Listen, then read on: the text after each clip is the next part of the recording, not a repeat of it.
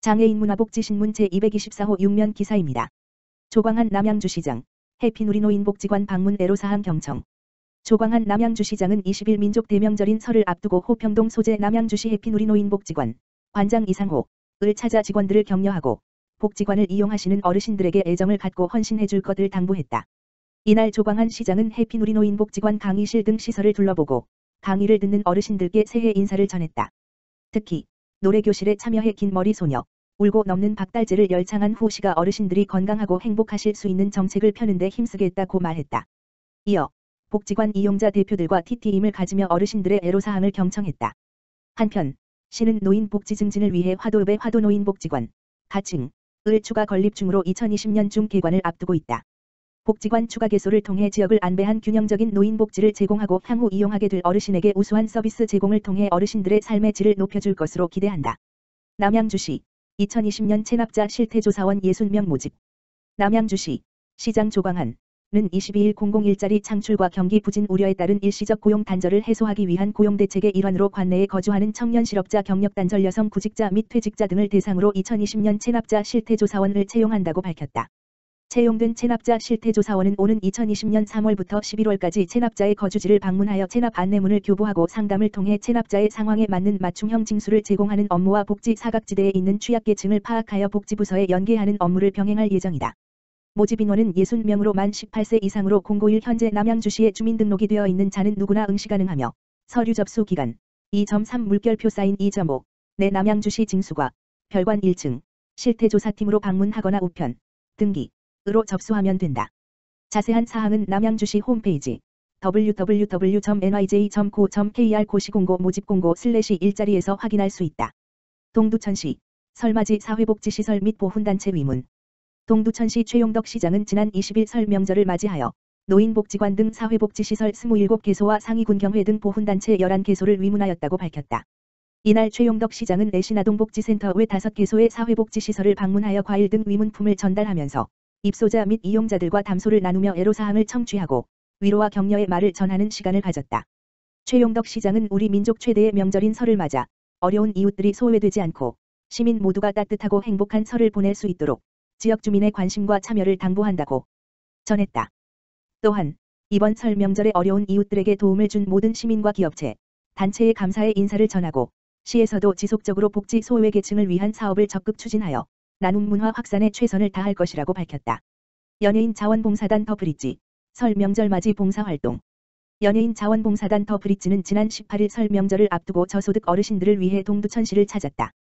연예인 봉사단 더 브릿지 단장 김혜분은 2017년 1월 창단한 이후 다문화 이주 여성, 미혼모 등 주로 여성들을 대상으로 한 봉사를 진행해왔다.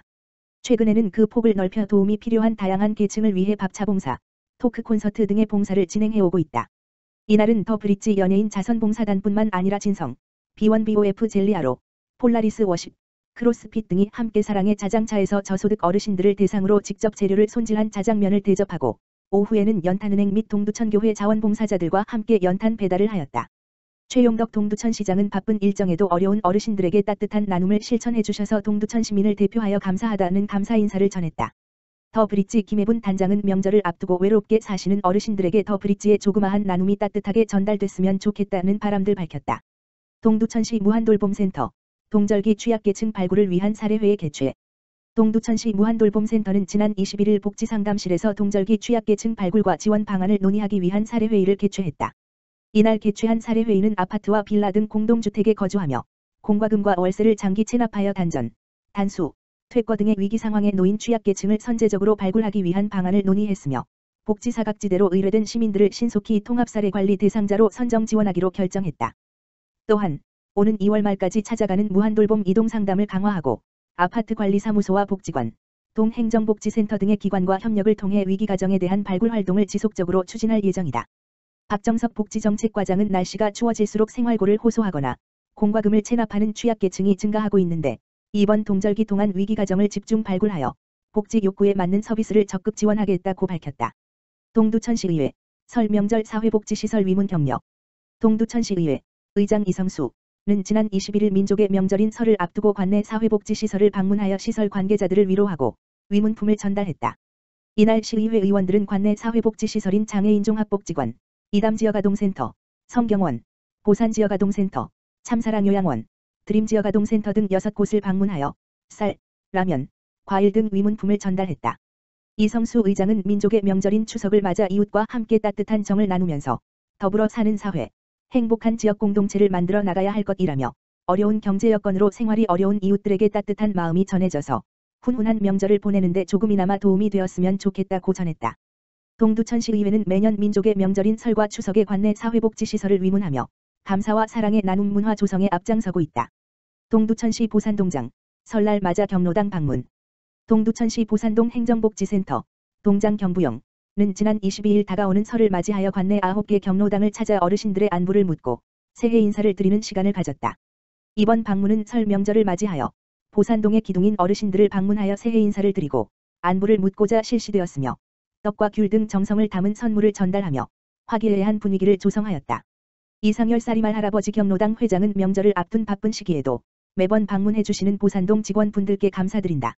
모두 넉넉하고 따뜻한 설 명절이 되시기를 바란다고 전했다. 경부영 보산동장은 동 직원들과 함께 경로당 어르신들을 위한 복지를 제공하는 데 더욱 힘써 어르신들이 행복한 보산동을 만들기 위해서 최선을 다할 것이다. 다가오는 설 명절에 어르신들에게 건강과 행복이 가득하시길 바란다는 바람을 밝혔다.